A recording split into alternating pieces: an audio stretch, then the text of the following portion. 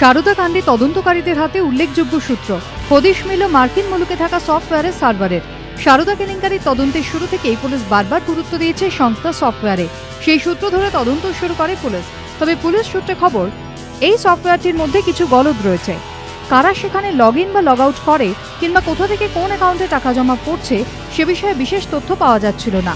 সারদার এই সফটওয়্যারটি যারা পরিচালনা করতেন সেই আইটি বিশেষজ্ঞদেরও জিজ্ঞাসাবাদ করা হয়। তারপরই সামনে উঠে আসে একের পর এক তথ্য। জানা যায় সারদা গোষ্ঠীর যাবতীয় টাকা তোলা স্কিম যে সফটওয়্যারের মাধ্যমে পরিচালিত হতো তার সার্ভারটি রয়েছে আমেরিকার বস্টনে। তাতেই জমা আছে সারদা কেলেঙ্কারি তথ্য ভান্ডার।